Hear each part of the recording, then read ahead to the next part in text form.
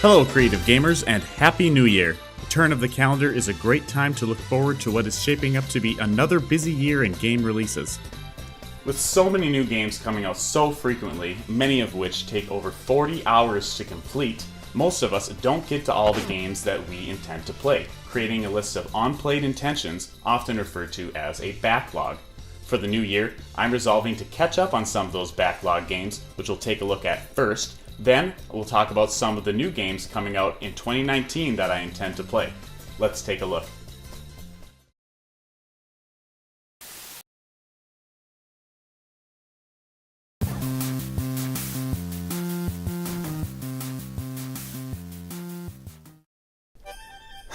Oh, video game backlogs, how you haunt us all. Being a collector, the number of games I own that I'm unable to prioritize playing is always growing.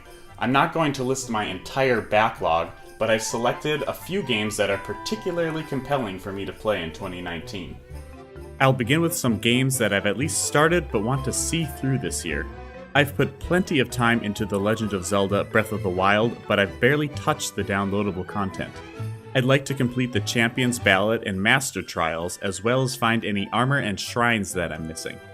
You know I love my Zelda, and I'm about halfway through playing Twilight Princess HD on Wii U.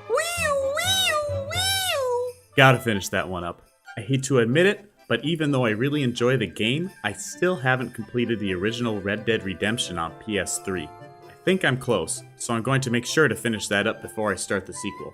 It's 8 years in the making. I haven't spent much time with my Switch yet, and Super Mario Odyssey is a game I've slowly been playing. I'd like to commit and enjoy all the great things it has to offer that I'm missing out on. A few more I've gotten into but became distracted from are Blinx the Time Sweeper for the original Xbox, Banjo-Kazooie for N64, Giana Sisters Twisted Dreams for PS4, Rayman for PS1, and so many more. And of course I have to mention Dragon Quest XI that I'm playing through now on Twitch. I'll finish playing through that one this winter and would love some viewers. Join me at Kreative Games on Twitch. Then there are games that I haven't even started or maybe have only played a few minutes of. And on the topic of Dragon Quest, I'm getting excited to get going on Dragon Quest Heroes 2. I'm asking myself if I want to pick up another copy and go through it co-op, or if I should do single player. What do you think? I started playing Metroid Samus Returns on a recent holiday, but I only got about 2 hours into it. I'm liking what I see so far with the counterattack mechanic, and graphically it's gorgeous, so I'll be spending more time with that soon. I played a lot of Megaman in 2018 and kind of burnt myself out on it. But I bought a reproduction cart of Megaman The Wily Wars for Sega Genesis I'll play next time I get a craving for some Blue Bomber action. The Wily Wars is remakes of Mega Man 1, 2, and 3 with updated 16-bit graphics and sound. Very cool. Paper Mario Color Splash is one that flew under the radar on Wii U, but in my short time with the game so far, it's been fun, unique, and extremely visually appealing. Dare I say it may challenge for being my favorite in the Paper Mario series.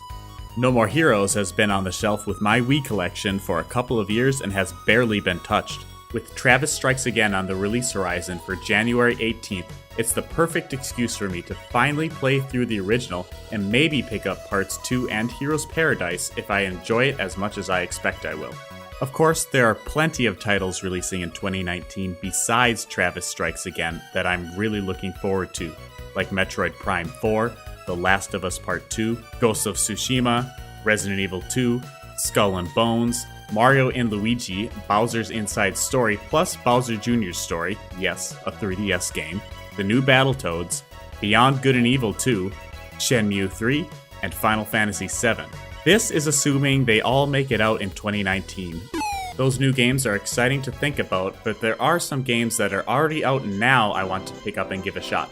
As I mentioned earlier, I've barely touched my Nintendo Switch, so I'm resolving to strengthen my Switch library to hopefully spark my interest in the console. The games I think will help with that are Starlink Battle for Atlas, Splatoon 2, Fire Emblem Warriors, and Octopath Traveler.